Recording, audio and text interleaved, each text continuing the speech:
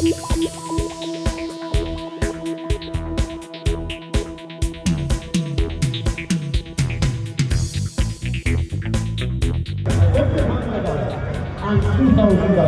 But it always counts Ryan Paradise and Hardware Sports Club.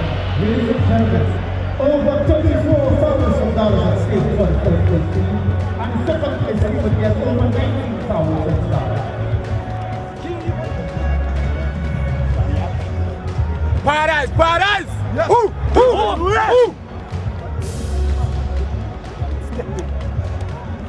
Ladies and gentlemen, the team will now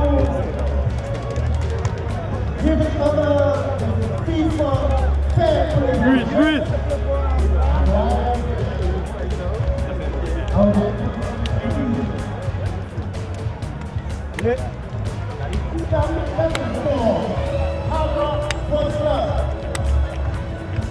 Number 6, K-Mar. Number 16, Brendan Nelson. Number 3, Kevin Edwards. Number 19, Kimran Dr. Redhead. The leading goal scorer in the tournament with 4 hat-tricks and total of 12 goals. Ladies and gentlemen, this club is coached by James Ogileza and is managed by Calvin Carr. And now for Line Paradise, number 2.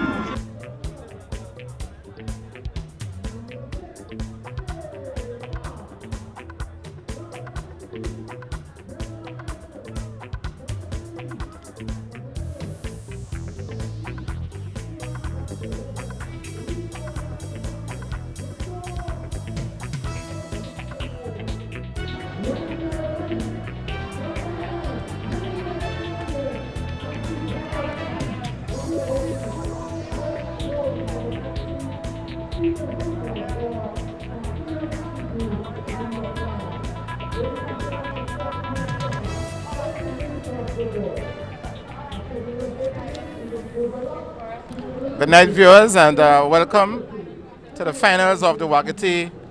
I would call it an international competition. This is the 4th year, and now we are witnessing the finals between Lime Paradise and Hard Rock.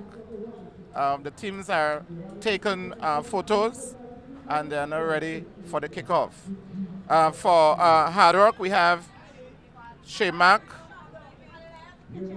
Nelson Edwards, Redhead, who's a national player, current one, Tyrone John. We have Leroy James, the goalkeeper, Brooms, John Brown, Williams, and Edwards. For Lime Paradise, we have goalkeeper, Brave Boy. We have Rennie. We have all the Rennie brothers. We have Jake, Kwame, Shane. We also have there Ogilvy,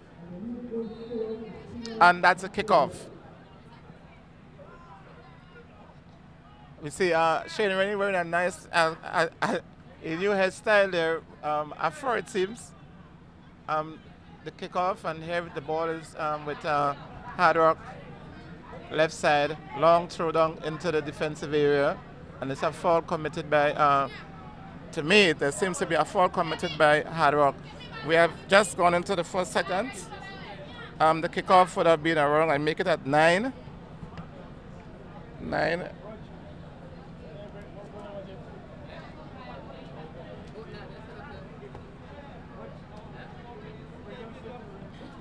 And it's Hard Rock with the ball, player number 8. It's deep into the defending third of, and it's a first shot, and it's a goal there by Hard Rock. Within the first second there, Hard Rock, and I believe the player there is Kimoy Redhead. Kimoy, we call him, yes. He got the first goal there for Hard Rock in the first 30 seconds of the game, yeah? And Hard Rock has taken the lead. And that goal was scored by Redhead. Yes, a current national player. Kimron Redhead. Current national player. Quick build up, deep cross, and Kimoy was there before any other defender from Lime Paradise and knocked the ball in the back of the net. And we see Lime Paradise not wasting any time. Again, pushing forward into the attack. The ball is in the middle of the field thereabout here. And it would be, we expect the usual deep cross from the middle third, right down the middle. Good defending there by Hard Rock again. And there's a foul committed there by Paradise. They seem to come tonight to really unsettle the attacking approach of Hard Rock. And they seem not to want to give Hard Rock any chance to play a normal passing game. So it's a kick now from the defending third for Hard Rock. It'll be long, low, but again he was able to correct his mistake and kick the ball into touch for a throw into Lime Paradise. You have not missed anything except for a brilliant goal there just scored by Hard Rock. Lime Paradise on the attack there, and it's equalizing goal. Yes, and within the first 2 minutes of the game, we have Lime Paradise equalizing there through, I think it's Rennie. Yes, one of the Rennie brothers there, equalizing the game there, and it's 1-1.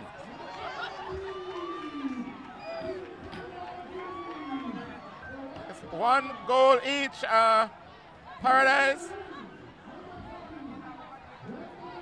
Wendell Rennie.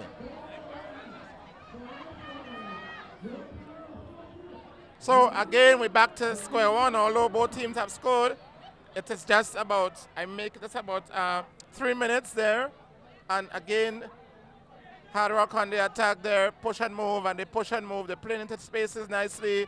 Back to their usual passing game. Referee plays the,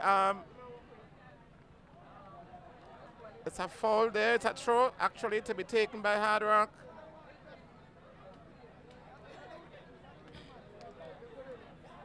And we can say to you that Hard Rock is defending the red gravel, while Paradise is defending the Green Bridge area.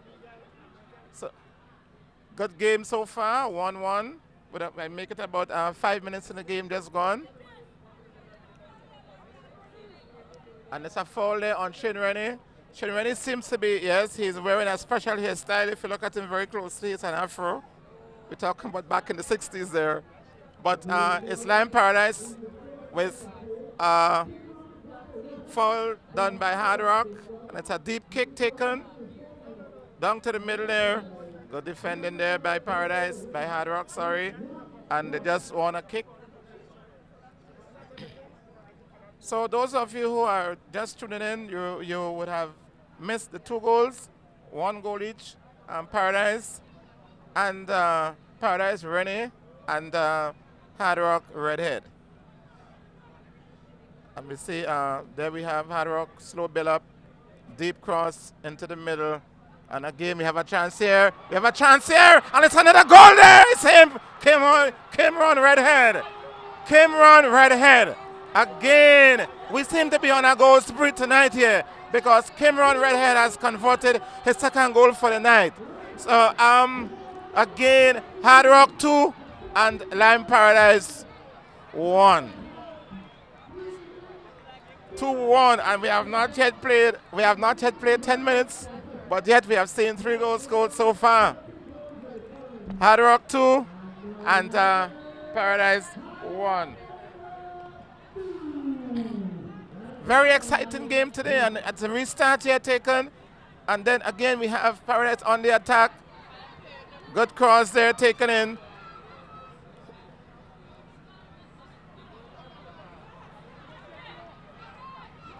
And it's the referee, yes, I call it a very stout tackle there by the Hard Rock Redhead, and he seems to be in some form of argument there, but it's a kick by Lime Paradise.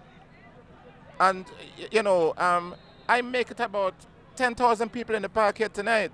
We have on both stands are filled, and people are all on the, you know, observe. And it's a good shot, but well saved there by the goalkeeper. Well saved there by the goalkeeper for Hard Rock.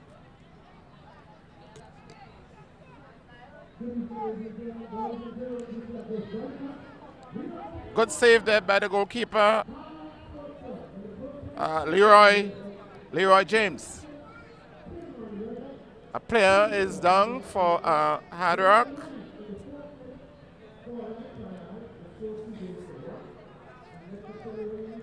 Yes, we have a little hold up here because one of the Hard Rock players just had a knock in his face. He's being treated by the medical team. And Paradise would have scored a goal in the 4th minute through Rennie. And then we had, just about 2 minutes later, we had Cameron Redhead giving Hard Rock the go-ahead goal to make the score 2-1. Being in, it seems to be, I can't say what, but it might be just a knock he got on the head, so that he's being iced. And it is really, we call it the rivalry by both teams, and it's a good ball there. And I think it was called offside. Yes, by the linesman waved offside, and therefore it will be a kick for Hard Rock. Yes, you are, and we know the rivalry between the St. Patrick's teams and the St. Andrews team. So you have a massive showing this afternoon tonight here at the stadium. A massive turnout of spectators from both sides. Earlier on tonight, we had a game between St. Vincent national team, under 20 team, and the Grenada national team, with St. Vincent would have won 1-0. And we have a lot of the ladies who came out to watch the female counterparts play, and they stayed on tonight. It's a package actually given by Wayne WaggyT Redhead.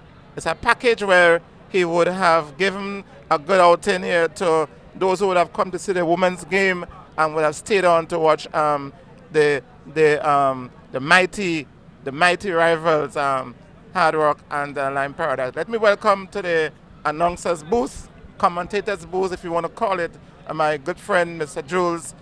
He would have had a game tonight as the coach of the women's team, and he had to do some preparation to get the girls ready to send them off to the hotel room. So good night, Mr. Jules, and welcome. Good night, Griff, and thank you for being here with you again once again. I know we are the 4th annual WaggyT Super Knockout, and as you said, Hard Rock against the mighty Lime Paradise. I believe it's going to be a great game because both teams have been playing well throughout the season so far. Well, it has already started to be a great game because so far we have had 3 goals scored. Hard Rock has got 2 goals in, and Paradise just had 1. So it's 2-1. I make it about 15 minutes in the game gone so far. So again, the encounter is showing that both teams has the arsenal to do great exploit. And as we know, Hard Rock has retained the Premier Division, or defended it well, and the winners in 2012.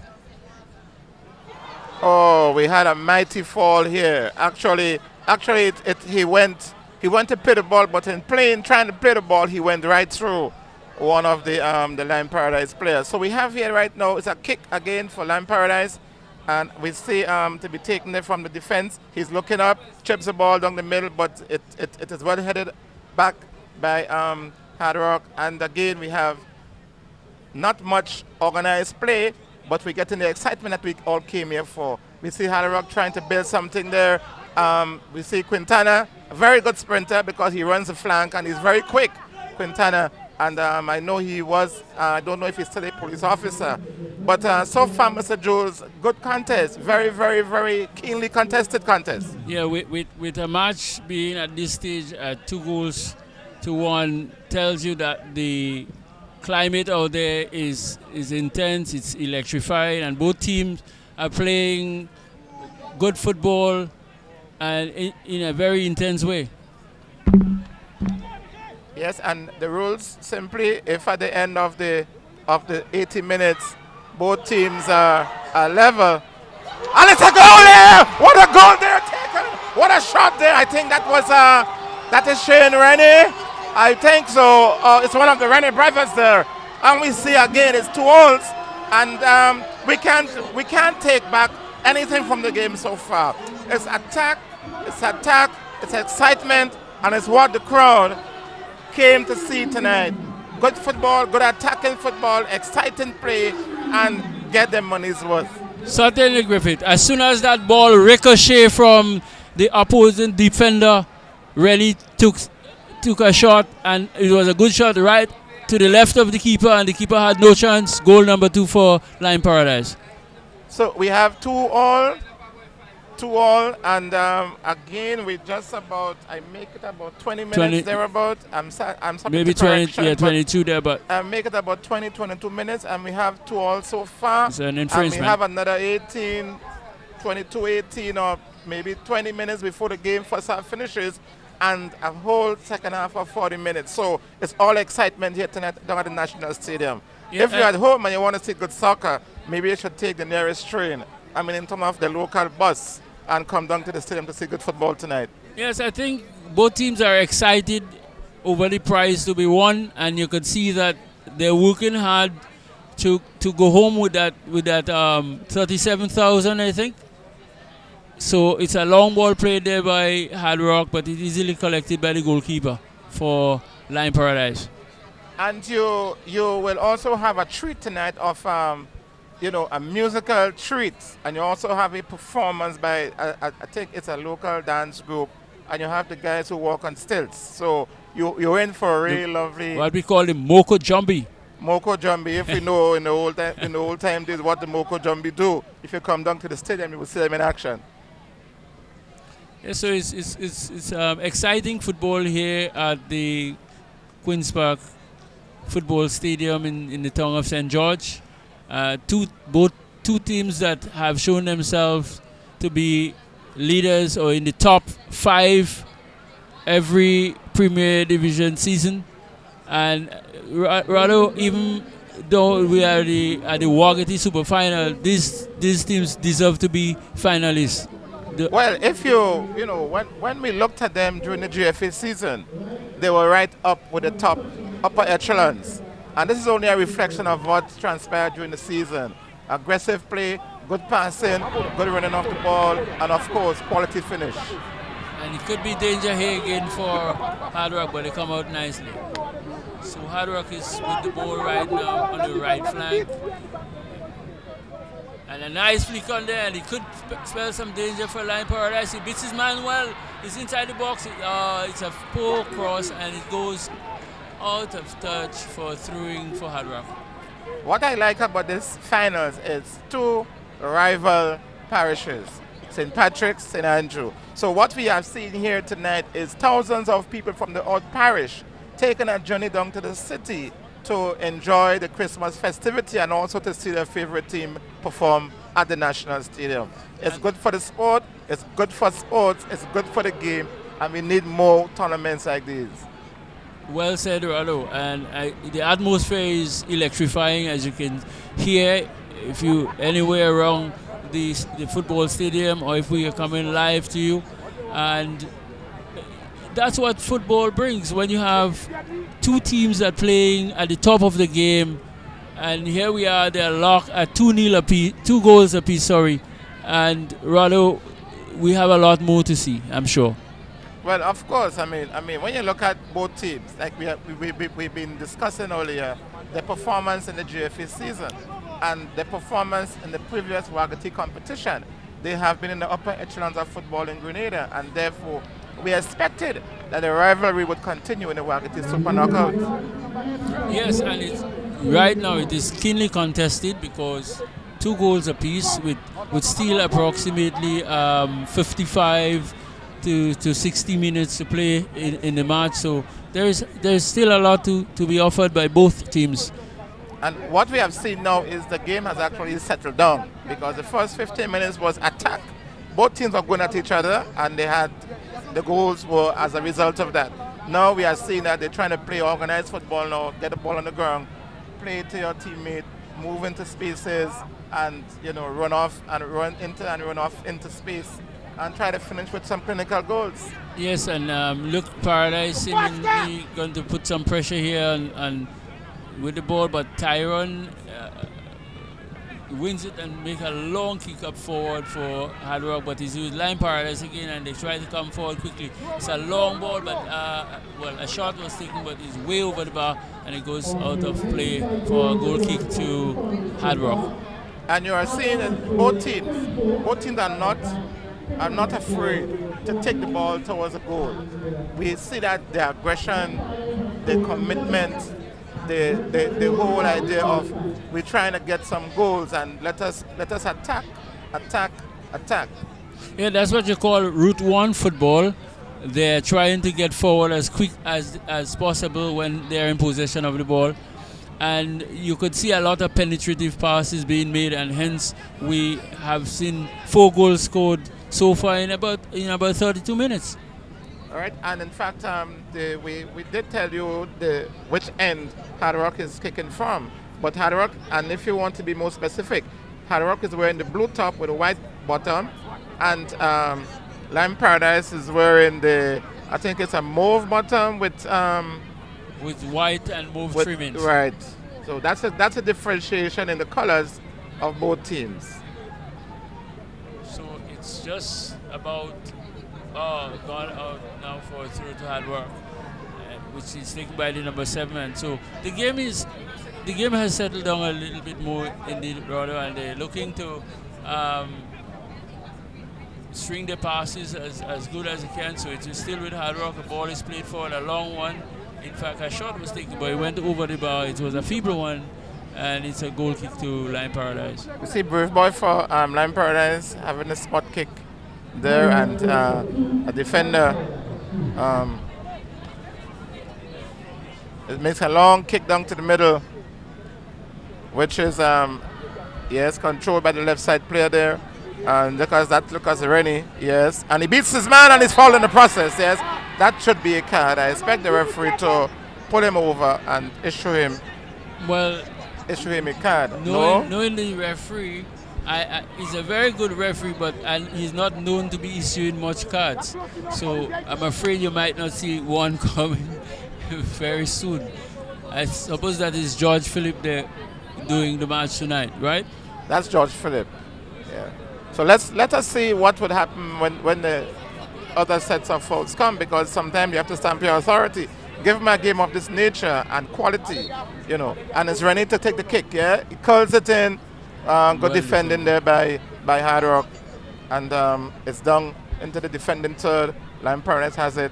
So the stalwart Ian Andrew, yes, is with the ball, is still on the pitch. And here is Jake Rennie with the ball. Just came from, I think it's where, Cuba? Cuba, yeah. One of the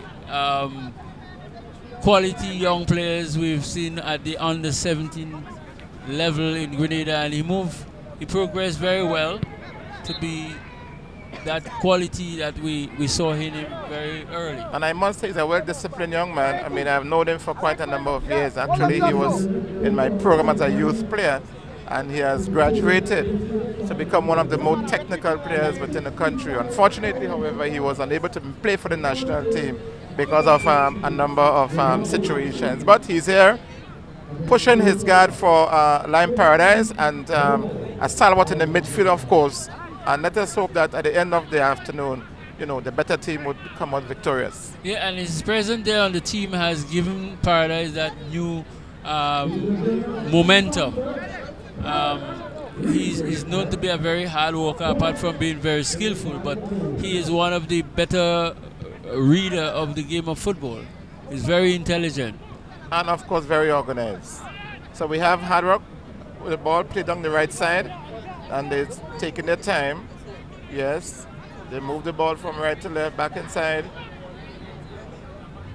Yes, and they get a space, but again it's poor control, but Hard Rock has the ball back in their possession. And a deep long cross. Diagonal cross, but it could be dangerous here, but it's right into the goalkeeper, who make an easy save and a long kick downfield. Again, Hard Rock plays that long ball down the middle. It's a true to Lime Paradise, just in front of us here. So here come Paradise with the ball, another Rennie with the number 13 shirt. He looked to beat his man, make a pass, and there is a foul in the process against the number 7 of Hard Rock. Yes, Just and inside we the must also know defensive that third. Lion Paradise is coached by another Rennie. Cut Rennie. Cut ready. Cut So- Rennie. So it's Because the they are Rennies. The Rennies run things. And the Rennies are ready to play. Yes. And Hard Rock is coached by our good friend Clark Yeah, Clark John. John.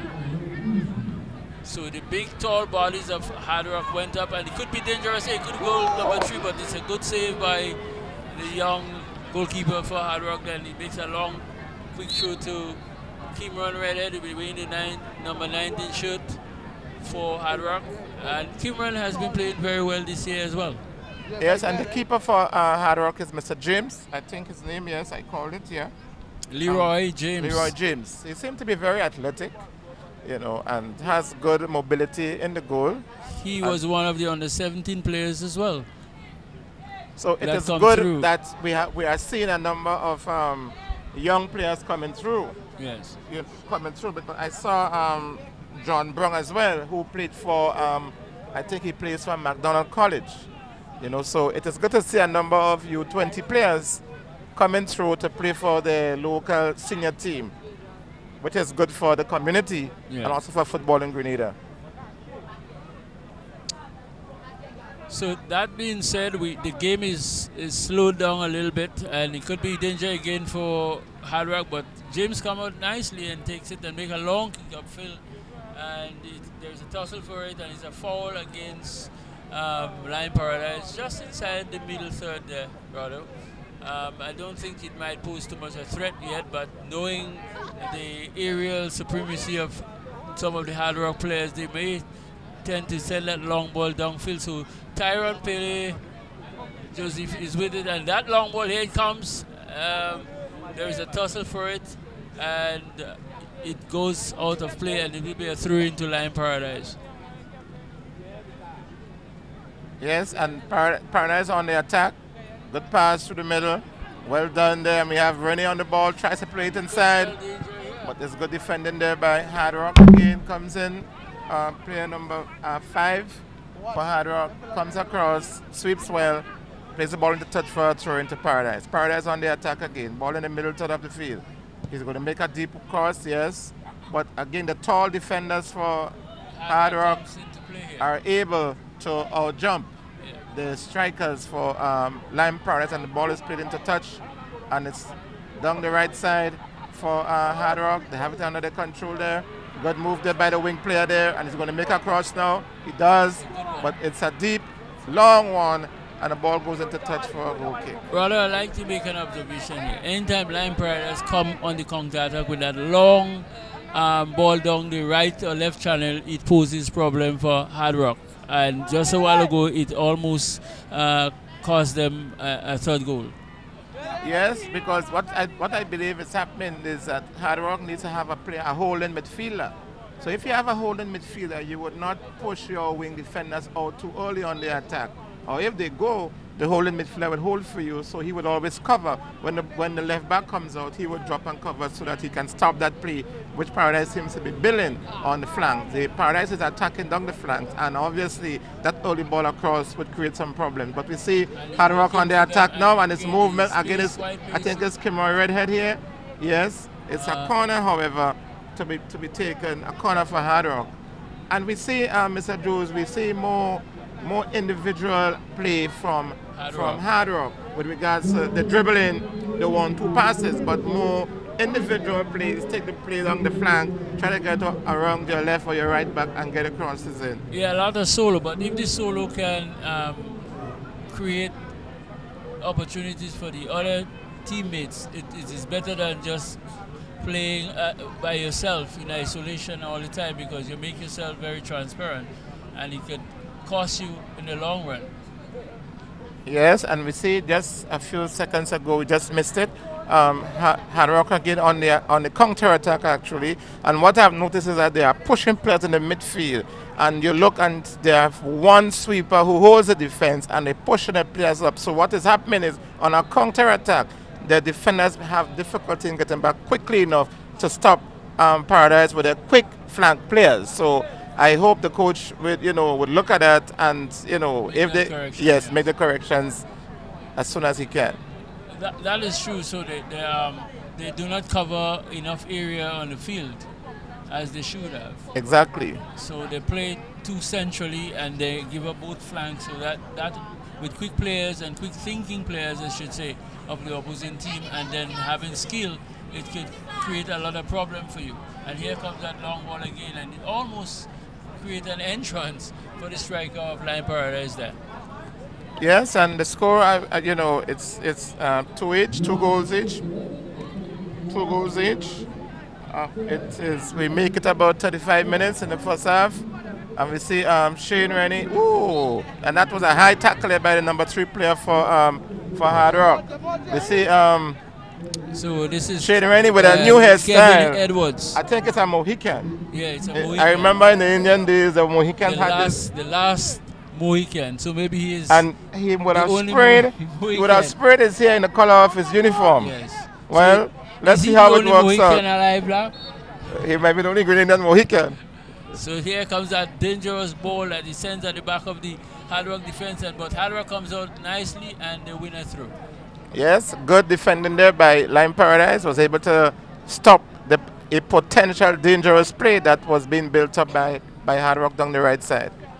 And it's a throw to Hard Rock in the middle third, well headed up forward. And Hard Rock is trying to build some constructive play, right? But again, the player loses it, but he's still with Tyrone. He looks a bit, his man spreading it nicely, and he could pose some problem here for Lion Paradise. But Ian, the stalwart Andrew, is out there, and I think it's going to be a corner to Hard Rock. Ian Andrew has played quite a number of years, both for the national team, and he is still giving human service to Lion Paradise. And what is good about Ian Rado, he looked very fit at his age. I think he's in his 30s, right? Well, the good thing about him is that he doesn't cover much area on the field.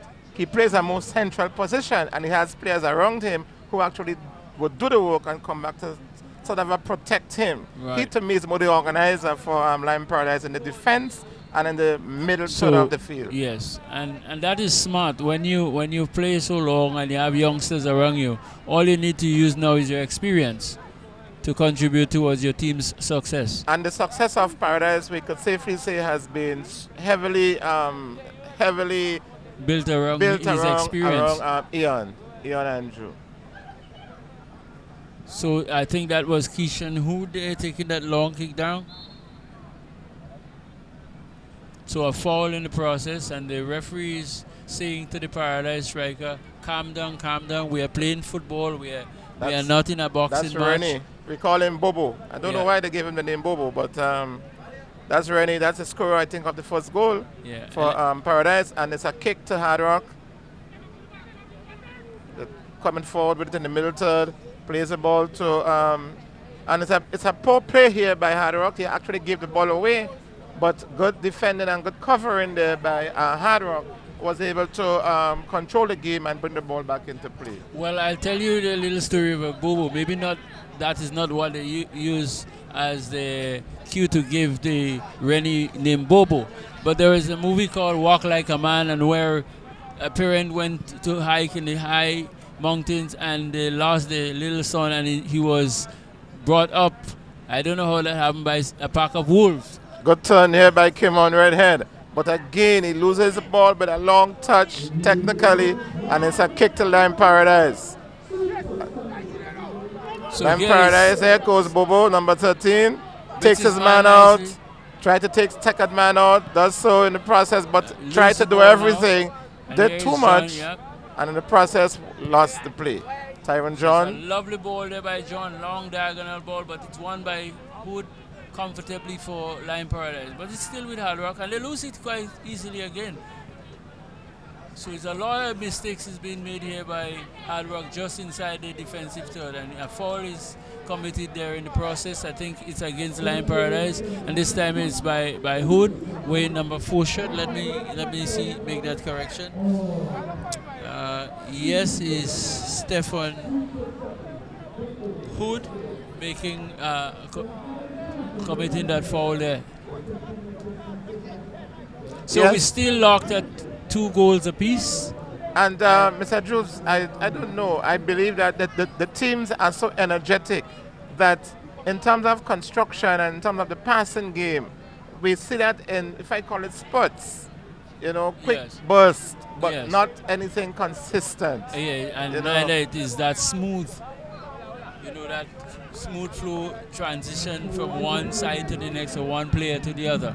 I guess it's maybe because they all aspiring for the $37,000, which in many a player time they never saw or dreamt of it. No, we never see it. But here comes Ian again clearing nicely for Lion Paradise, and the ball go and out of play on the western side is a throwing for Hard Rock, and they take it quite quickly. And here they go again, attacking with some fluidity there. And it's a mistake by the keeper, but he recovered nicely, and Paradise has the ball in the possession. So it starts nice on the right side, and he's put under pressure by Cameron Reddit, but a long Sachin ball is played downfield, and it's a goal, a throw into Lion Paradise rather, just in front of us, and it starts quickly as well. And Bobo with it again, looked to beat his man, but this time he's dispossessed. But no, could be problem here for Hard Rock. Yes, and it's goal. And it's a goal. Yes,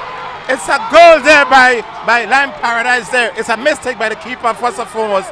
The keeper, in my view, instead of trying to control the ball, he should have parried the ball out from the oncoming striker, and in the process, he gave an easy shot there, Mr. Jules. An easy shot to Lion Paradise. Yes, I think it was a simple error by the keeper there. As you rightly pointed, he should have parried that ball out as wide as he possibly can, but he tried to lie on the ground and collect the ball. Yes, and when you're on the ground, there's nothing you can do except to get up and move. So the first thing he should have done there was to try to parry it away from the oncoming striker, and then he moved towards to defend his goal. Yes. But it's an error for the keeper. It's a plus for Lion Paradise. And they're leading by 3 and goals they're leading to by 2. 3 goals to 2. The game is not finished until the last whistle blows. I think so. So that's why I was saying, based on how the teams are playing, they're well open, lots of space on the field. We're going to see a lot of goals. And I make the crowd here, it's increasing in number, and we see ladies of all different attire coming out to the park tonight. It's wonderful to have, such wonderful spectators taking part in a festive activity. Football plus a musical performance tonight. Well done, Waggy. Well done, WaggyT. Yes, he's been doing a good job over the last 4 years. And this one, I think, is probably easily going down as one of the better ones. There is something that WaggyT needs to tell the FA in terms of how to make your football game successful. Well, as we can observe ourselves, it's football plus entertainment plus proper organization. And I think that these are some of the 3 ingredients that I saw over the last 4 years myself. That's my own observation. Those who have eyes to see, let them see. And of course, generosity, because you get value for your money. Whatever you put in, you can get it in return. So, you get $37,000, you play a game, you have the knockout, so you win and stay in, you lose and you go home. So yeah. It's an attraction where people play the lotto. They buy a ticket, you might You be have lucky, a chance to win. but if you keep buying tickets, your pocket might get empty. Yeah. So But- some teams... And look, number of trouble again here for Hard Rock Rodo, and I think Hard Rock have lost their momentum a little bit as the match come to the end of the first half. Well, I think Paradise have really unsettled them. And with Jake Rennie and Shane Rennie in the midfield, they are really making wonders over Hard Rock. Because with Jake Rennie and Shane Rennie in the middle field, they're playing the normal passing and moving game as we know that they can do. And Shane, when he's joining the attack from behind, they are actually making rings around Hard Rock. So Coach Clark John has some work to do during the interval. I think so. But what I noticed though is that Hard Rock do not have anyone who plays in that central area in midfield to slow down. We are joined. We are joined by the technical director, Mrs. Smith, who is a very keen observer and a sports fanatic. Technical director of the GFA. I would like him to make a few comments so far on the game. Yeah, Roderick, I think, everyone expected a very keen, contested final, and today people are getting their money's worth. I mean, the amount of goals that are scored so far is just an indication as to, the intensity and the openness of play. So any team can win today, and it's two teams. It's true to football because it's the first and second place team in the GFA Premier League this year, and they are again in the finals of the WaggyT football. So interesting indeed, and I like the crowd, I like the atmosphere, and let's see who wins. Well, so far, Lime Paris is winning by 3-2. And of course, we see the lovely ladies keep passing up and down. I don't know if they saw the technical director, but they keep passing and waving their hands. So maybe something that he knows that we don't know. I think so. Maybe flag woman. Yes, and it's all an evening to enjoy yourself. I mean, those of us who are not here, you can still come down. There is room for everybody. We can still find a space for you somewhere among the crowd. If you can sit, you can stand, of course, and enjoy the fanfare. And just enjoy the whole evening and the ceremonial situation. I mean, it's good. So, I mean, we are seeing, as the game continues to flow, Hard Rock seems to be a little bit down because right now they're 3-2 down, and really Lampard is taking the game to them. Yeah, and according to Sir Alex Ferguson, the best way to defend is to attack. Yes. So if you defend the goal and try to hold it up, then the team will come and eventually score. But you attack them, you put them on the defensive zone. Yeah, but I think what happening to Hard Rock there, they are not playing as a team. We're seeing a lot of individuality.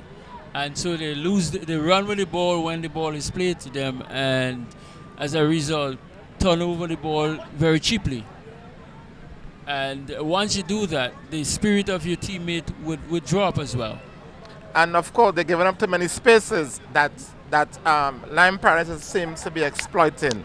You give up space, the team gets into the space, then you have difficulty in recovering. Certainly, but that is as a result. When one player solos forward with the ball and the other players push forward into support and the ball is not played to them, one ball that you lose would create a lot of problem for you because you would have a lot of players that push up too far and then the ball is played behind the back. Yes, and we made that observation in the first half when we saw the hole that was created by Hard Rock midfielders moving up, and the right side player for Lime Paradise making these long, deep runs, and the ball being played square. There was only one defender to come across and clear the ball.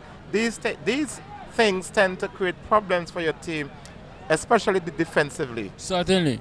So I think this is something I hope the coach probably is observing that as we do and make the necessary adjustment, because the game is still a little bit more than 45 minutes to go, even though you are trailing by 2-0. So what you need to do is try and regroup yourself and see if you could equalize quite early and then go for the kill. Yes, and you have just witnessed the end of the first half with Lime Paradise leading Hard Rock 3-2. Very exciting first half. We expect to have a more exciting second half as we continue the evening's session. Mr. Jules, your views on the first half so far and what you think Hard Rock needs to do when they come back here? Well, two things. First of all, we saw that Lime Paradise taking the momentum and capitalizing on some sloppy organization of Hard Rock. One I had pointed out earlier already is that players are pushing up with too high, but it is as a result of Hard Rock having a lot of solos taking place or individuality executed, especially in the middle third. To me, what they have to do is come and play as a team there, or as a unit, do a lot of what we call combination passes, switch the point of attack and get forward. So make sure that you're tight, but you have balance, you have depth, and you have width as you go forward. So even if play break down by way of being dispossessed, you still have players who could put pressure on the opponent ball carrier and win back the ball as quick as is possible. If they can do that, and Paradise seems to be suspected on with the ball that cross diagonally behind them as well. So if you could get the players on the flank to cross the ball in fairly early, that will also create some problem for Lion Paradise, and there will be for a good chance to equalize and perhaps take the initiative. Unlimited talk, $75. Talk unlimited to over 50 destinations. Unlimited talk to all local landlines. Landline to mobile, 45 cents. Sign up now. Watch, talk, click.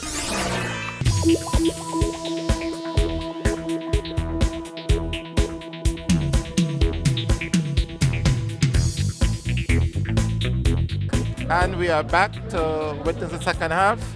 And we are about to kick off, and there we go. The second half has resumed, Mr. Jules. Yes, and we see Hard Rock is in possession at this time. Plays a nice ball down the channel, and already it's a throw against Hard Rock. The ball bubbled out of one of the players, and it's Lion Paradise now in possession. Just on the western side in front at Mammoth Crowd on that stand, the Griff. Just to let you know that Lion Paradise is defending the red gravel end, and Hard Rock is defending the Green Bridge end. Yeah, or we can call that the cemetery end as well. Yeah. So it's Lion Paradise 3-2 ahead, and we just at 10 o'clock we just started, and not much construction in the game so far, and we hope that that the spectators, besides all the excitement and the goals, would get something that can really sit down and enjoy. So John comes now, and Hard Rock, a shot goes in, and it's goal number 3.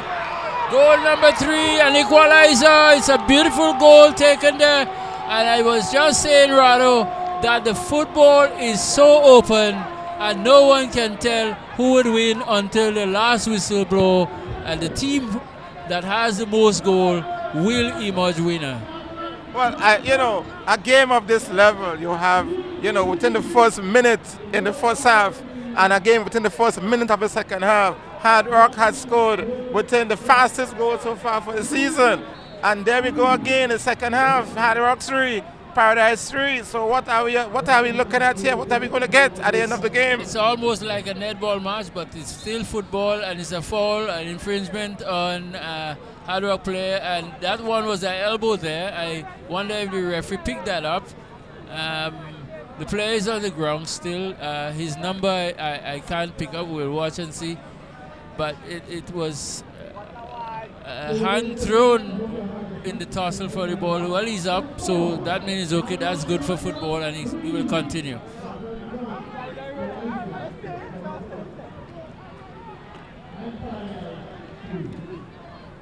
So a long kick down middle, where Hard Rock seems to find the strength, and here they win position again, and it could be danger here for Lion Paradise, but was well cleared again by the stalwart, as we know him, Ian Andrew. Yes, and we, like we were saying during the interval, what would the coach for Hard Rock say to his team?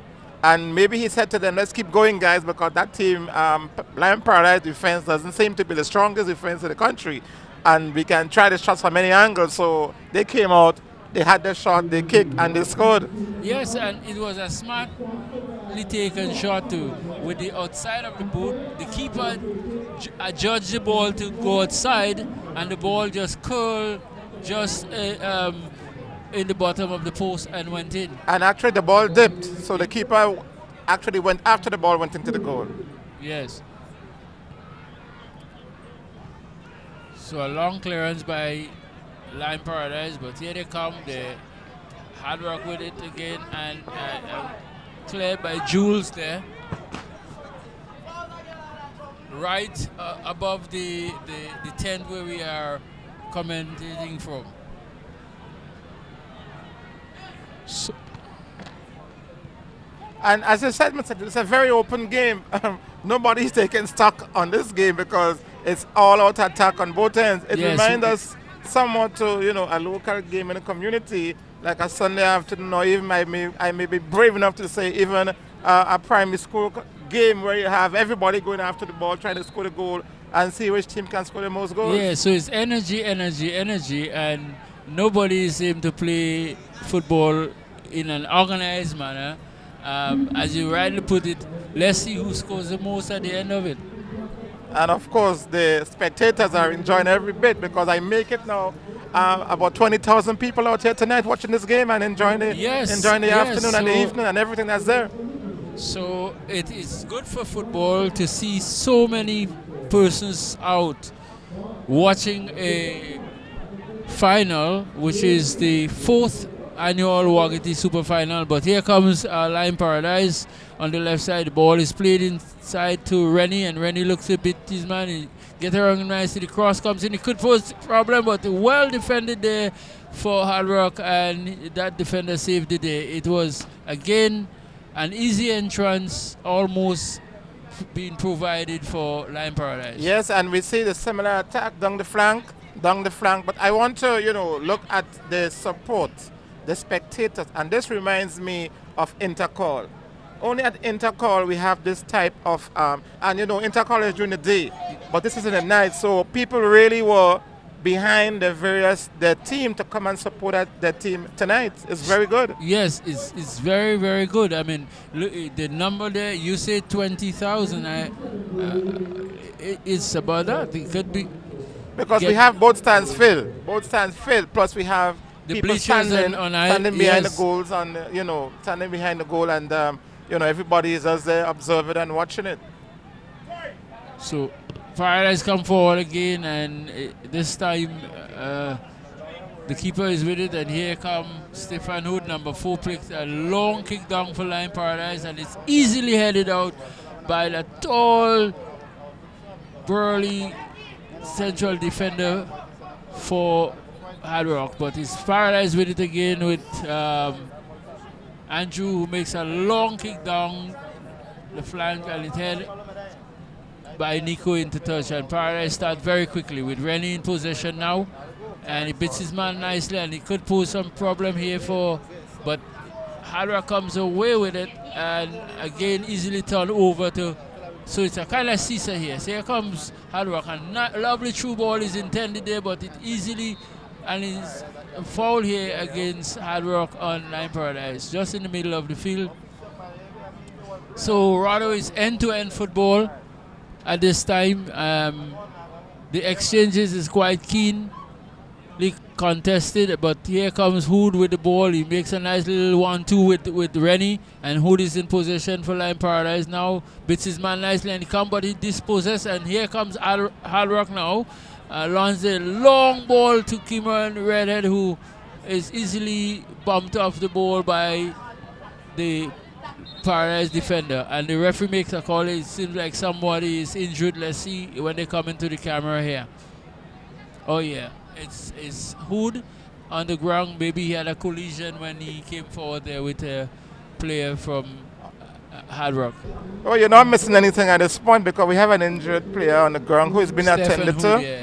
Attended to. Oh, that's Stefan. A former Rangers, National and Rangers. And he has moved to the out parish. Yeah, the Eastern Parish. St. Andrews. St. Andrew. Big Specifically, parish. he's living in the Paradise area. Yes, by the Great River. Good guy. A nice little guy, Stefan. I hope he recovers and can continue. Because he's been playing well despite the match is quite open. But he's been escorted off the field and on one foot or one leg. The other leg doesn't seem to be able to touch the ground.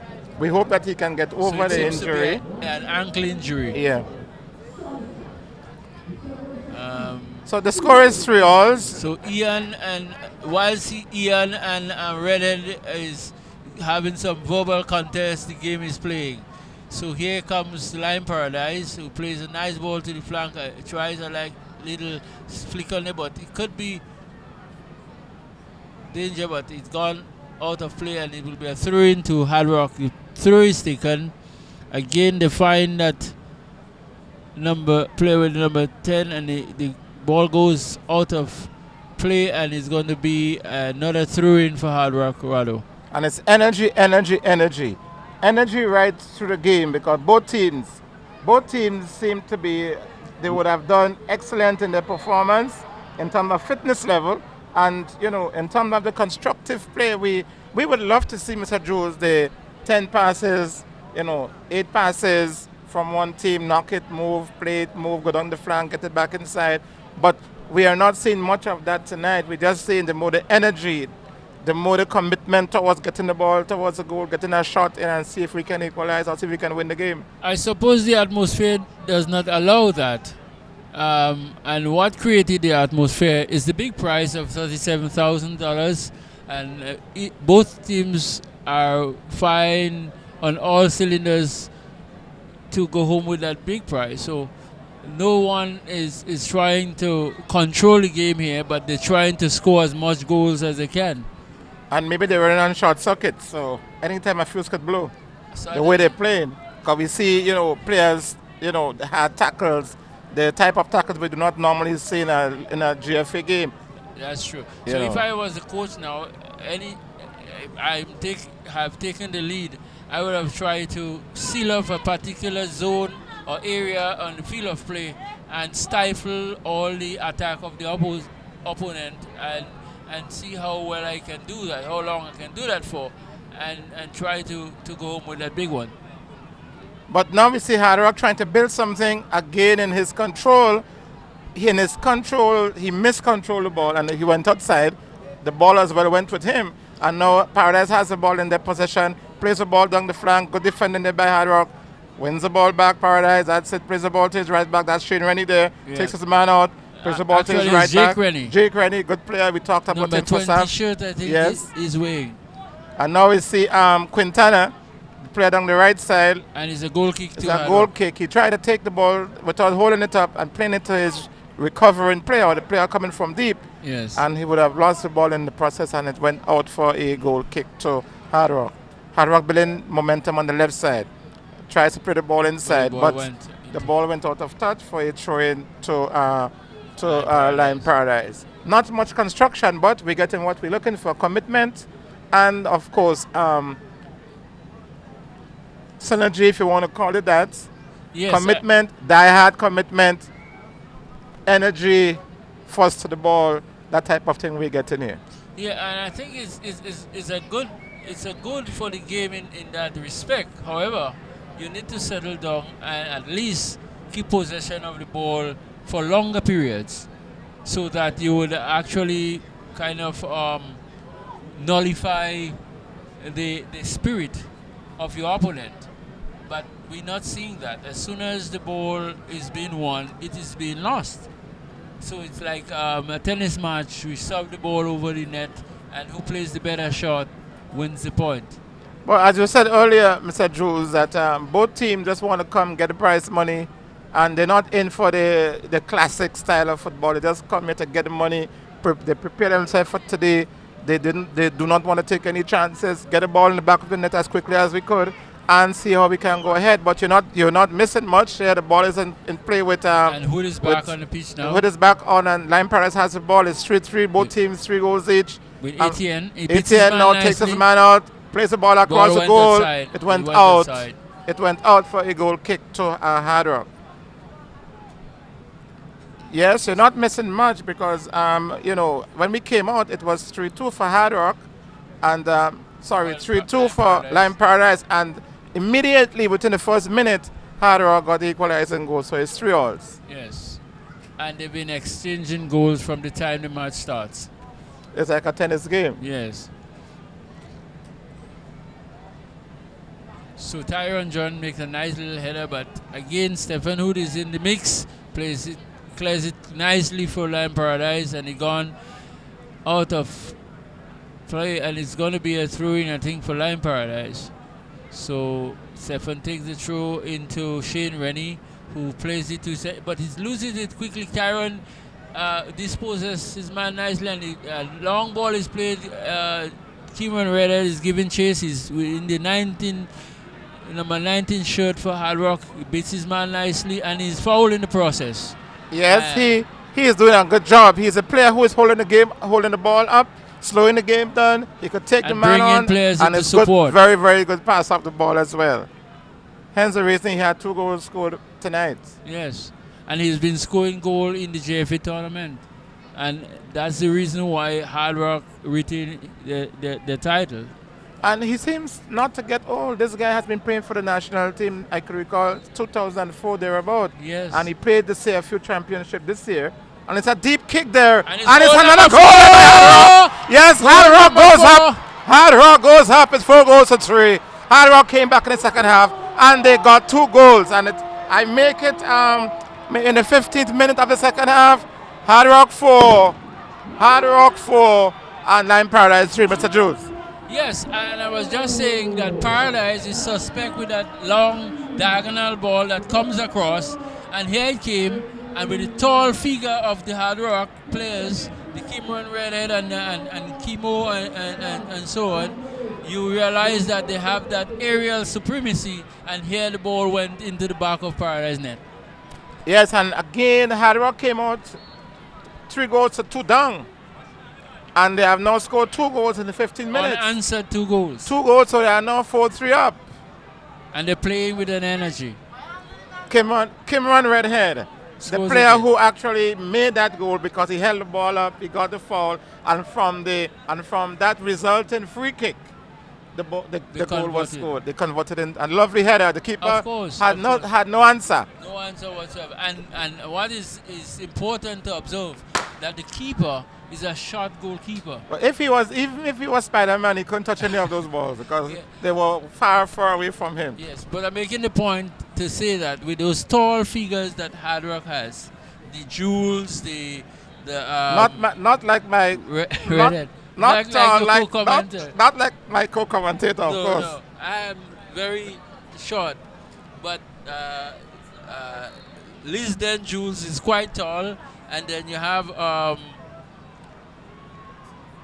Nico, a tall figure. Even the goalkeeper, James, is quite tall too. So yeah, Nico is a son of the principal of McDonald College, I think. Yes. His son plays for Hard Rock as well. Yes.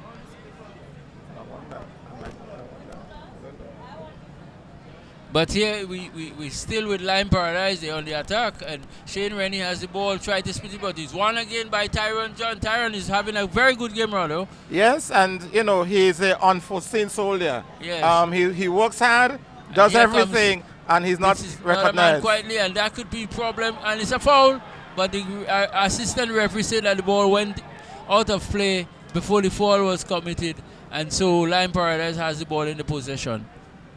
But again, easily won again by Nico for Hard Rock, and a long Sachin ball came down, and here is Tyron again spreading the ball nicely to his number 7 player, and here comes Hard Rock, and that player, number 7 shot, the ball got into touch there, and it's going to be a throw-in. So that is Kennel Edwards wearing the number 7 jersey for Hard Rock there. Yes, and the coach did a good job with his team because he said to them, hold it up, spread the ball, get the flank players in, so when the defenders, the right and left back, come to you, you can now push the ball inside. And Kimon Redhead is coming off the striker to come into the midfield and join the midfield, and then they can go at them again. Yes, good job by the coach half time, I must say. That is good, yeah, and it's a foul here, it's a high foot raised there, and apparently the player got struck in his face, but nothing worrying happened, but it's a free kick here to Lime Paradise.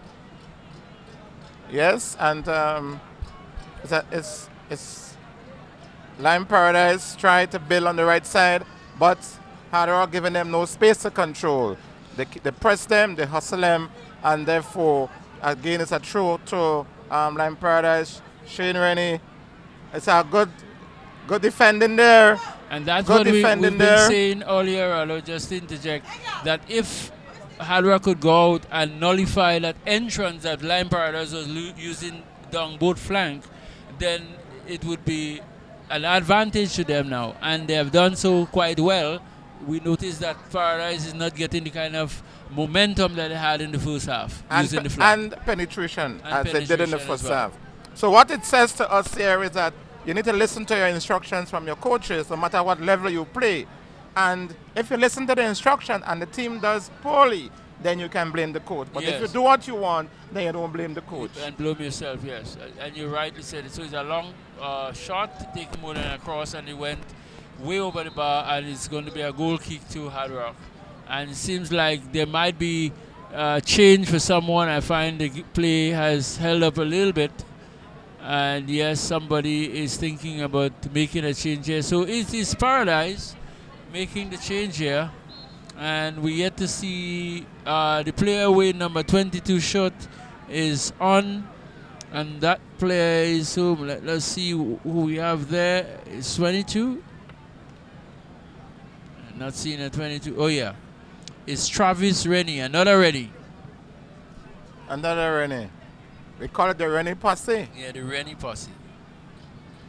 So here is big tall Nico again, tussle for the ball and win it quite nicely for Hard Rock.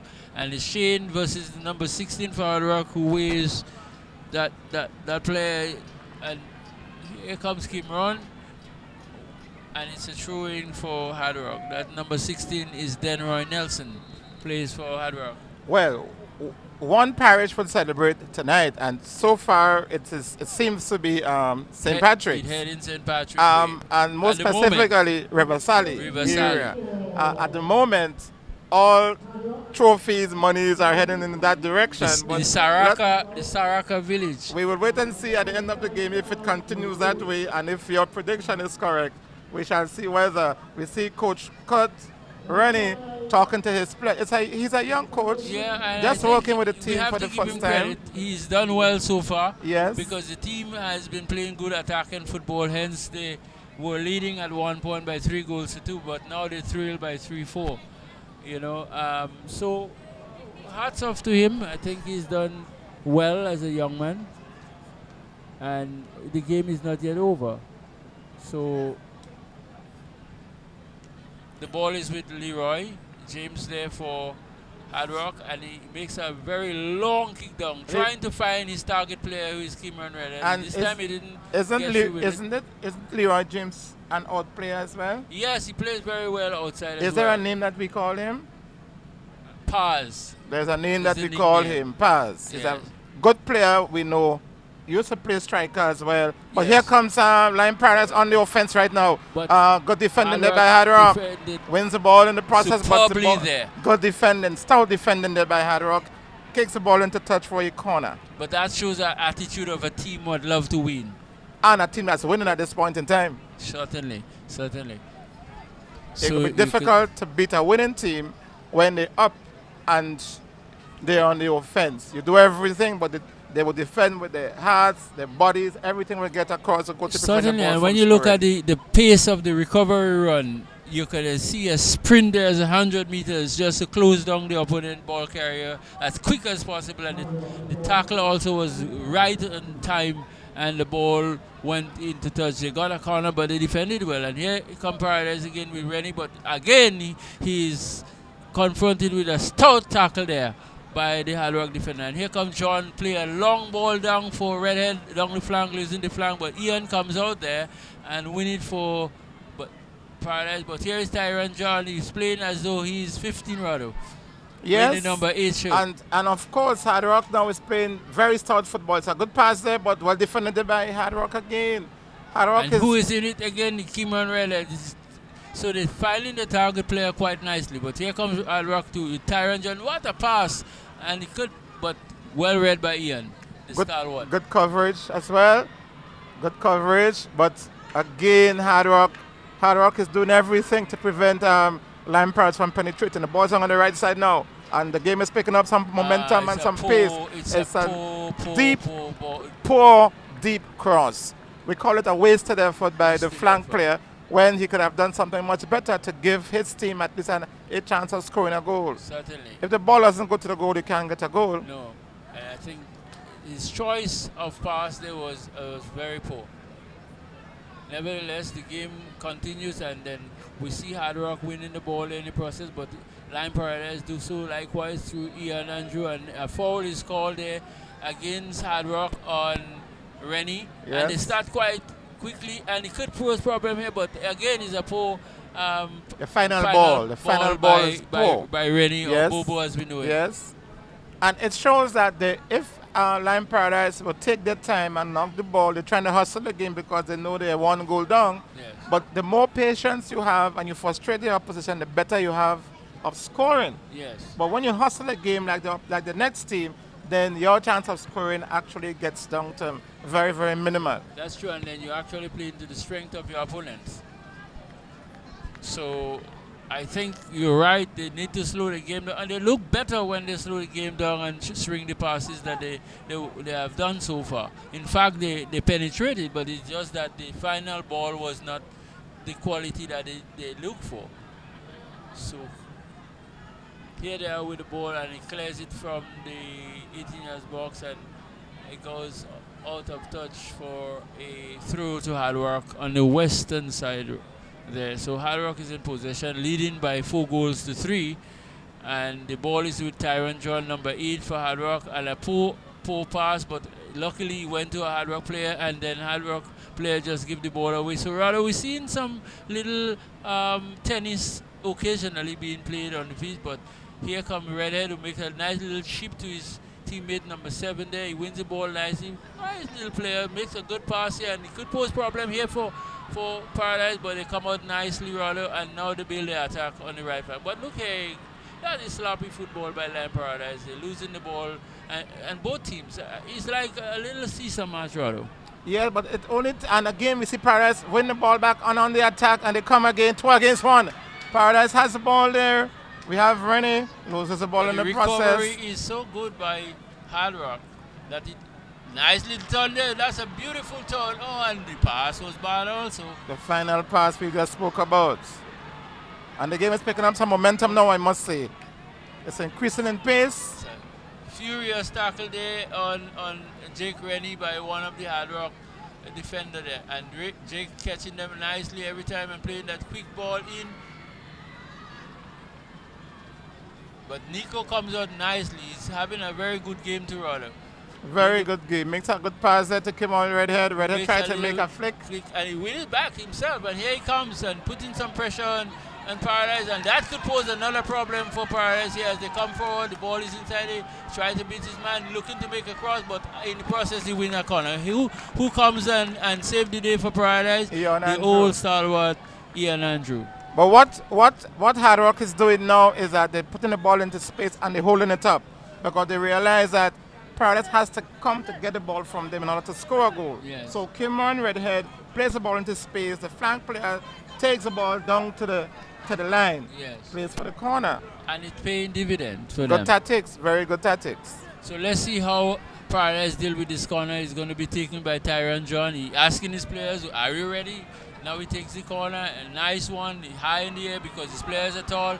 And I think it's going to be a goal kick for Lime Paradise. The referee spotted there a foul, but we have a number 23 shot player on the ground for Hard Rock is down. And that player is Nico Williams, that tall central defender. And it seems to be with an injury there that is worse than we thought because the referee signaled to bring on the stretcher. Yeah, but I must comment, Mr. Jules, on the clearance of the defenders. Most times when we look at defenders in tight situation, tend to use the laces to clear. Your defender should always use the inside of your foot. That's the longest area and the broadest area. And you clear high. Only when you are free and you have a clear space, then you may attempt to use the laces. And whilst using the laces it bring a disadvantage to you most time because of that small surface offered, the ball hit onto that oncoming attacker and you can consider goal, especially when you're inside the penalty area. And what happens sometimes too when the player tries to use the laces, the ball does not go the direction you want it to go. It splices off and gets to the opponent and puts your team under pressure.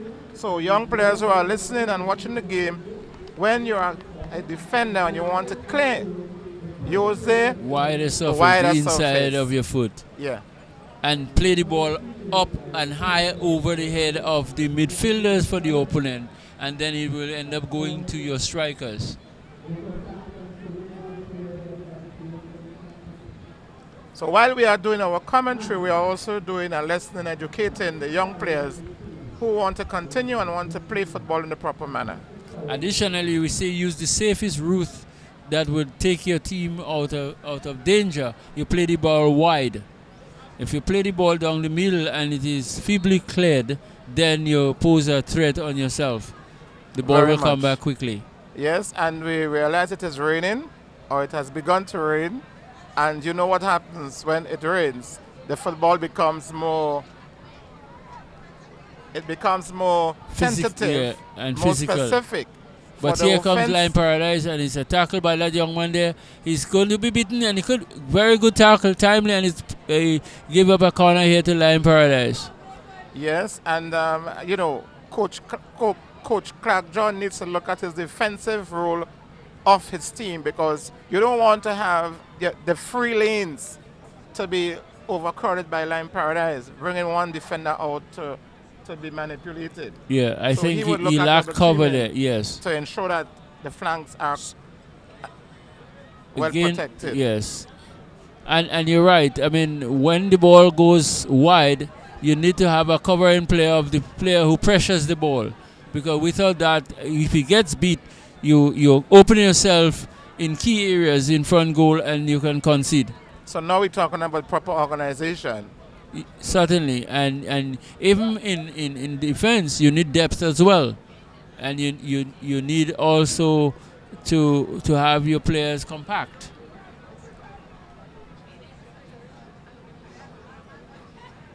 Paradise is playing some good passes, however, but again in the final third, the attacking third, the play breaks down, and again. And because of the final pass is not penetrative as they would like. Yes. And here's a poor foul committed by Line Paradise player. And here we see the first yellow card of the match. Player number 19. Player number 19 for Line Paradise. And that player is Eldon Another-Rennie. Eldon Rennie. You heard that? Eldon Another-Rennie. Well, I hope that if all the Rennies get cards, what would happen? Well, sometimes we don't know which one would have gotten the right card. The right card. It's like so all the Chinese. It's a long ball again, and this time the keeper collects nicely and makes a long kick himself downfield, and he's going to confront those tall players for Hard Rock. And I think that is poor thinking rather as the goalkeeper, because 7, 8, 9, 10 times you play the ball down the middle and it is easily won by your opponent. Why not use another angle? Play the ball wide or diagonal, something like that. Well, we're wondering if that was the instructions given to the team by the coach. I mean, you know, if the team has tall players in the middle, you don't go down the middle with these long balls. You do the flanks as you normally would do, and then you mix it. We just spoke about Mr. Jules, about the clearance, and there was a very bad example of the Hard Rock defender. Yes. Clearing with his laces. The ball rebounded off the opponent, and he could have had a goal. Into yes. Another opponent, the passway of yes, and a goal could have been resulted from that. I make it about 10 minutes more with added time, maybe about 12 minutes thereabouts. So, you know, Hard Rock would only have to hold on for about maximum 13 minutes, and they would have gone away with $37,000. Yes, and if they're wise, now they will keep more possession, play some little one-touch football, switch the point of attack, and close shop. Close shop. Close shop. Go to goal when the opponent push too high. They will close shop. Yes. But in our Grenadian scenario, we don't know what close shop means. If we talk to the shop Italians, never closes. And the but Germans, here comes Kimron, and he 3v1, and he still one possession of the ball. So Hard Rock comes away with the number 7, makes a long ball across, but it's gone out of play, and it's going to be a goal kick for Line Paradise. So yes, rather in Grenada, we really don't close shop. Because we have a shop in River Road called Dust Till Dawn. Dust Till Dawn. They open all hour. And in our football, we don't know. We just play open football. Open football. So here is a cross and it was well defended by Lime Paradise. They come through a little bit, but I thought Rennie beats his man nicely, and a long touching ball, but the pass was very poor. I think it was too straight. It should have been diagonally fed, and probably would have hit the target intended. Yes, and it might be a case of hope for Lime Paradise. They're hoping that something happens, because to me they're making so many blunders, especially when they're going into the attack, that if a goal comes, it may have to be a mistake by the Hard Rock team. And I think Clark has sought out his game plan for the second half quite well, because what I noticed, and we just talk about what happened with that long ball that go over the head of Hard Rock, and we see one there, and he could have conceded a goal there. Offside by the referee. The referee didn't yeah, just call it offside, yeah? But what I was talking about before that happened, rather, I noticed Keymore alone plays up front of Hard Rock, and what he does, he works very hard, chasing the ball around and frustrate Paradise to pass it and keep it longer at the back. Very well. So that's a good plight by Clark John, and hats off to him. And I must say that Cameron Redhead has the ability, technical ability, for the physical performance to really do the work alone at the top. Yes. Hold it up and wait for his teammates to join him on both flanks. And it's a foul there, and it's in a dangerous position because it's not far from the 18 yards box, and with Hard Rock having such air supremacy, they're going to call the big guns forward. And that's what exactly is happening. The tall boys and it's Tyrone John to take that kick, eh? Yes. I wonder what color both his has, orange or yellow, saffron. So Hard Rock is still in possession, and he wins in a corner.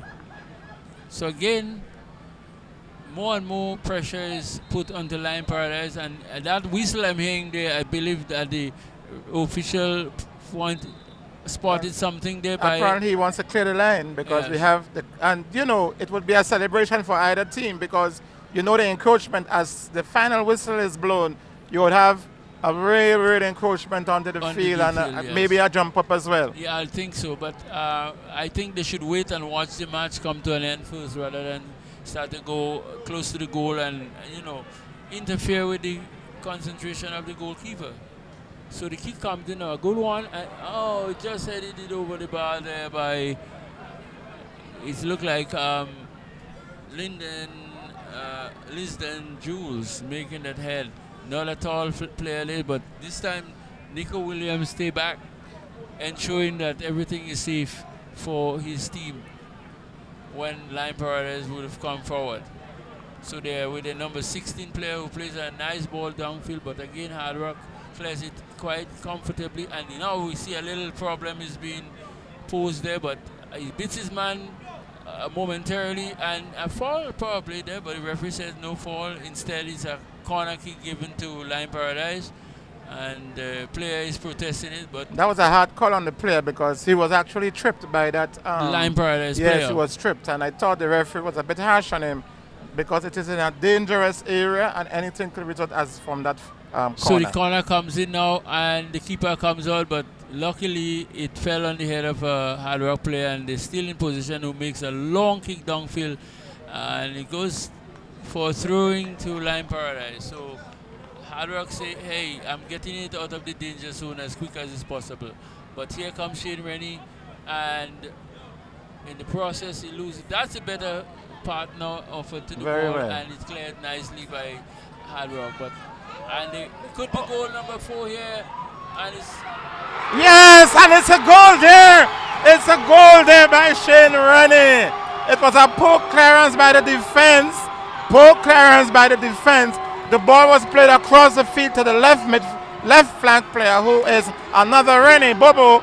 And Bobo, instead of going to the goal for the shot, played the ball to the far post, where our good friend Shane Rennie finishes clinically with his tomahawk Mohican hairstyle. Yes. Clinically plays the ball in the far corner. If you take your time and build up, the goods will come.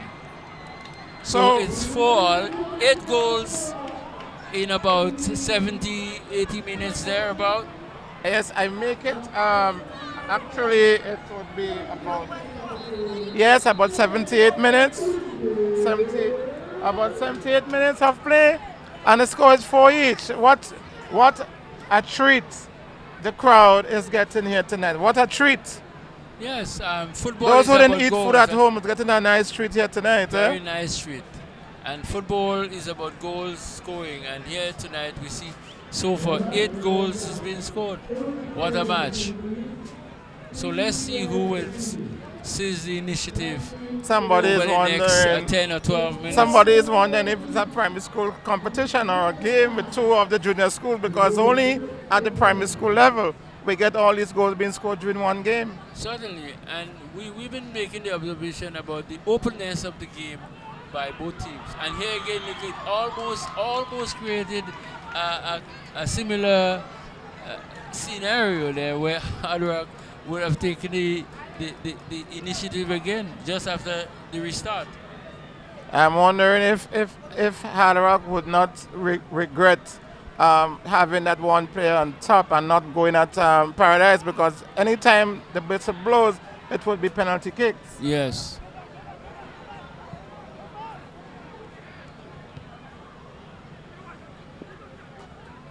Yes, and again, Hard Rock has the ball, long kick down the middle, but right into the hands of goalkeeper Brave Boy, who makes a diving stop, diving save, and grasps the ball safely in his hands.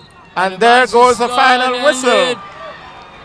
There goes the final whistle, and we simply could say, Mr. Jules, that Lime Paradise snatched victory from Hard Rock.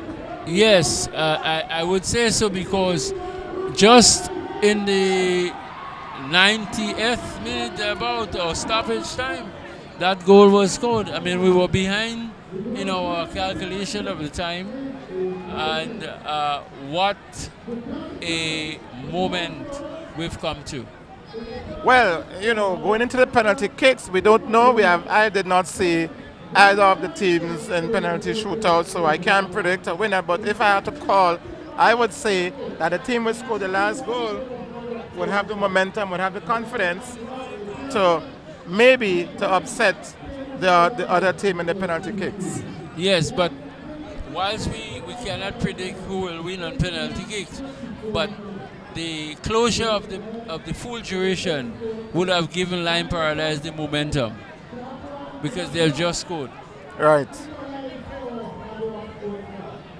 So we're now going into the penalty kicks, and we are with the instructions from the referee, and we are with the penalty kickers for both teams to see who would go away with the glorified prize, the $37,000. I hope that they have a big enough transport to carry that cash. Yeah, whichever way it go, we can say, whilst we didn't see a lot of organized football, the fans here got a real treat from both teams. We've seen so far 8 goals being scored in the 90 minutes, and there is still an opportunity for more goals to be scored. Well, I would say to you as well that the man of the match would come from either only Rennie, who would have scored 2 goals, or maybe 3, and Cameron Redhead. Yeah. Either of these 2 players would be man of the match, given which team would have won the game tonight from the penalty kick. Yes. So let's wait and see. The both teams would have selected the kickers for the penalties, and I see the referee is with the ball in his possession, and already it looked like one of the Rennie is heading to take the first kick for Lime Paradise. We are waiting to see the eventual winner. Would it be Clark John, coach of Hard Rock, or would it be Kurt Rennie?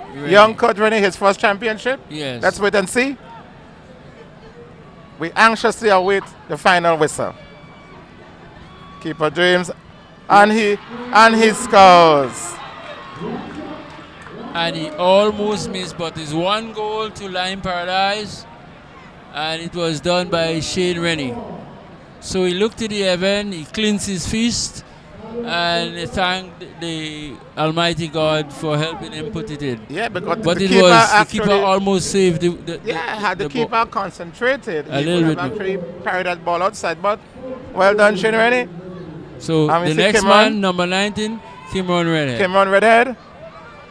Again, we see the first outstanding player for the night, Shane Rennie, and now we see the other outstanding player for the other team, Cameron Redhead. Yes. Let's see what he would do with this one. Takes a long walk, sets himself steady, takes a run up, and buries it. What a beautiful shot this guy took. Buries it. And he goes to the keeper and makes, you can hold that. gesticulate to the At keeper. all. So it good just shows penalty that there. how confident that young man has been throughout the 2012 season. Good player, better known as Gatti. Yes. And you know Gatti is the bonbon in the cuckoo. Well, of course, that's why he's going long and strong. Maybe he love to eat a lot of bun. Yes. So it's penalty number 2 for Lime Paradise. So James is doing his little ritual as he would like to. He's begging, let me hold one, let me hold one. And he went And the it's wrong it's way. a beautiful penalty. He went the wrong It's way. a beautiful penalty. Well taken, well executed. And it is a penalty of high class because it went low. So it's a high percentage penalty. If That it goes was- high, yeah. it Yep. goes over the bar. But Right. if the keeper parry it out, you may have another chance. Still might go into the goal. Yes. Very well. So the next person in line is Tyrone Tyrone John. And it's So only 12 yards away. The spot is 12 yards from the goal. Yes. So let's see if he can place the ball into the goal away from the keeper from 12 yards. And up comes Tyrone. And It's a beautiful penalty. Tyrone does similar to the other two before him. And what you see, Rado, when you take the penalty on the ground, as we always taught the players, it makes it difficult for the keeper to save. Once the ball above waist height, he can throw his body as fast as he can and probably get his hands or his body in the way of that ball. So these were some good penalties. Shane was good, but it did not have much pace, that's all. But I think we've seen some good penalties so far.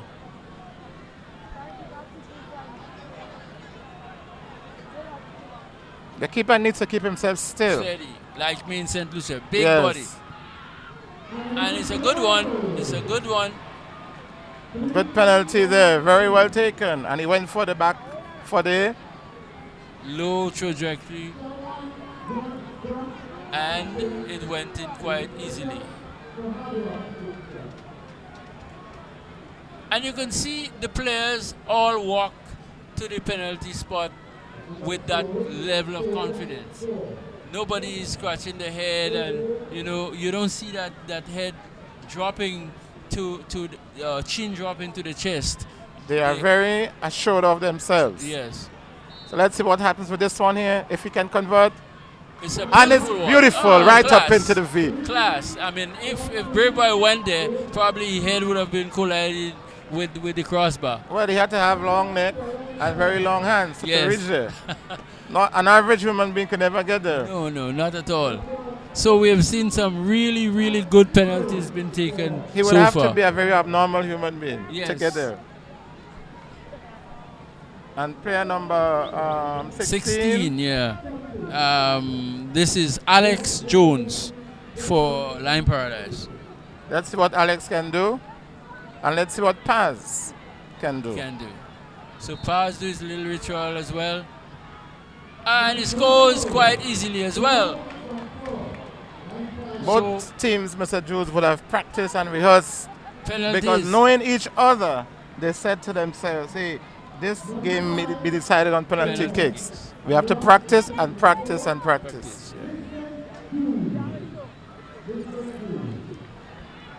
So is Jules coming to take there now? Lisden, tall figure. I'm the only shot, Jules. Let's see what Mr. Jules will do. Will do, yeah. not my co-commentator, But but Lisden. Mr. Drew's on the field. Sign himself. He's taking real speed there. He went to Magnol College. I hope he's assured of himself. Yes, he's very much assured of himself. The keepers were just there as passengers. Yes, yes. Because they Taking were a helpless. joyride. Yes, they couldn't do anything to prevent any of these goals from scoring. Yeah. And here come the veteran, number 5 shoot for Lime Paradise, Ian Ian Andrew. And it's really good to see Ian playing. So the youngsters who are around would have learned something tonight. Takes his run up. And the keeper saves it. Oh, the keeper. Oh, that was straight to the keeper. Ian, that was straight to the keeper. So all what Hard Rock has to do now is score. And if they score, then they emerge winners. So it seems all what Hard Rock has to do is to still convert. Say it's not yet kicked, but we can predict. It should be. It's possible. It's highly possible. The 37,000 will go to Riversally St. Patrick's. And let's see who is taking that last. Well, that kick. It may not be the last one. Let me see if I Number spot 6. him. Number 6. And he takes so his run. Is Denroy Nelson. He watched the keeper. And the keeper takes it. Oh, he missed. So the game is still open. The game is still open. The game is still open. Both teams would have missed one penalty each. The game is still open. So we go to sudden death. Sudden death now. What a miss by Hard Rock. Hard Rock had it. And they missed it. And the crowd is right behind the goal. The crowd has actually become the second goal. Yes, goal. The second goal. The goal behind the goal. The goal behind the goal line. The excitement continues right here at the National Stadium. But rather, remember me saying, if you play the shot low, it's a high percentage. Once you play it high, the keeper has a chance. He will just throw his body, and that's what happened. So I hope that Nelson learned a lesson from that little mistake, you know. And James again is trying to see if he could do his little ritual and catch him. And and Paradise scores. Paradise scores. And we know what happens now. If you miss, you're out. Hard Rock has to score yes. to be in contention, to continue to be in contention. If they miss, then Paradise would have won. Certainly. So then that is, you have to keep scoring to yes. stay in contention. Certainly. Once you miss, another team scores. That's it, you're out. That's final, yes. So we see Brave Boy taking his time. Yes. Hands behind his back. And is Leroy James versus Brave Boy. So keeper against keeper. Keeper against keeper. And he scores! That one was, and I think Brave Boy may have hurt himself when he dived for that ball there. But it was a great effort by Brave Boy. The keeper had great courage to go and take that shot. Yes. Great courage.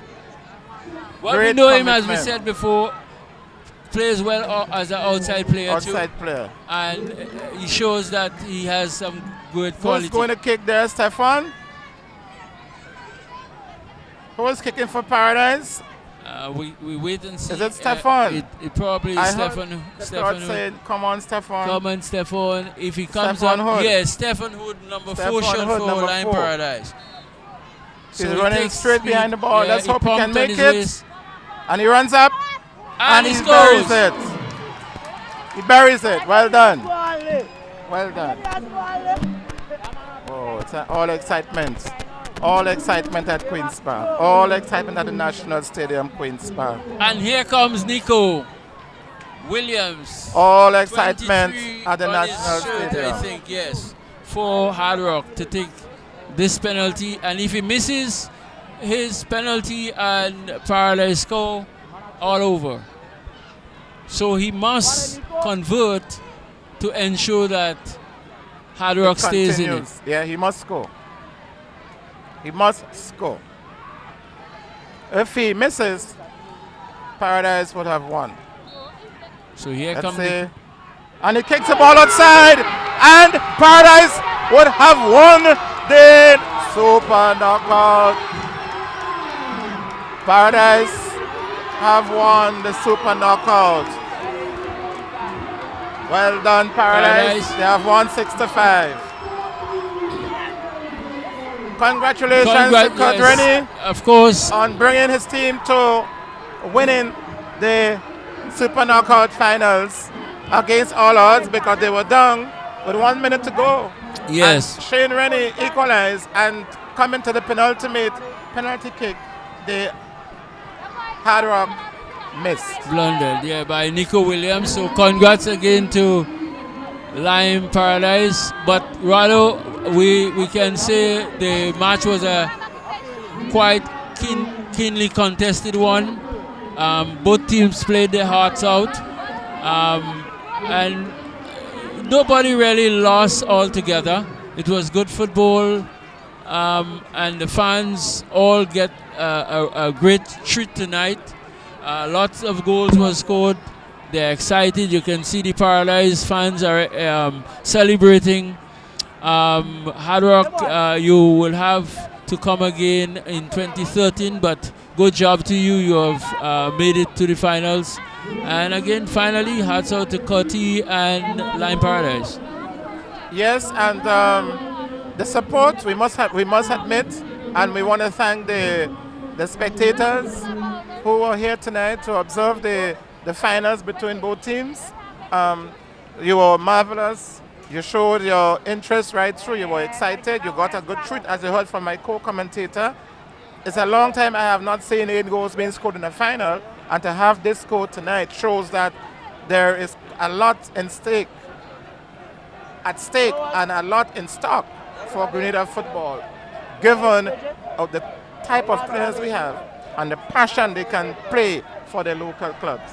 Yes, I have to also say that hats off to both teams, because although they would have liked to win the 37,000, they did not come and play dry football. They played excited football. They scored 8 goals combined for the full duration, and we seen somewhere about almost 8 goals as well in the penalty kick-out.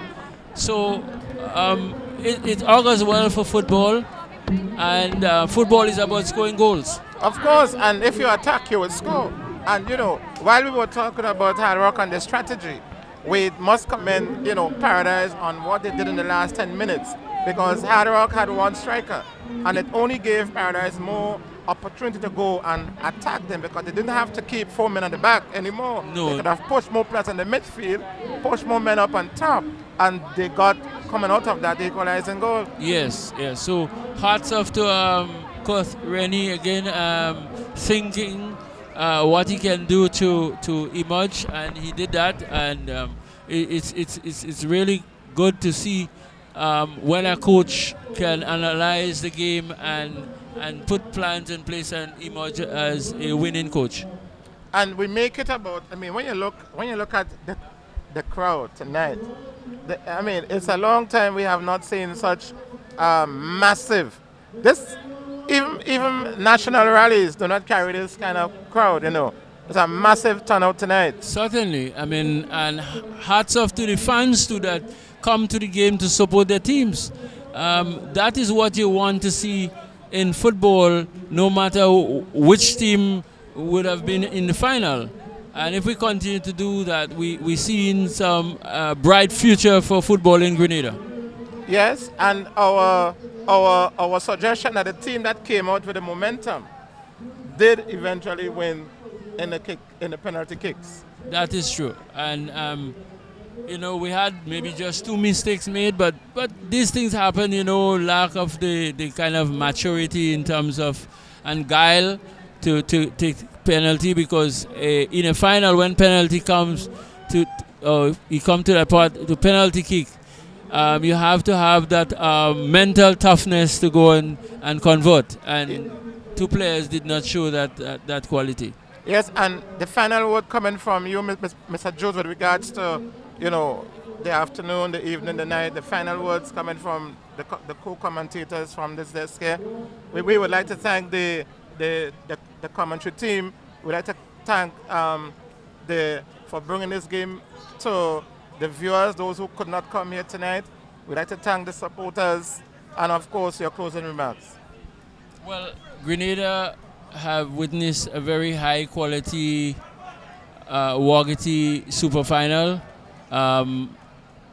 It's an electrifying moment here tonight, and we can only move to the next plateau come 2013. So thanks to WaggyT and everybody who's been behind this football, and it's very good for Grenada football development on a whole. But tonight we would like to say congrats to Shane Rennie, because we believe that he deserved to be the man of the match.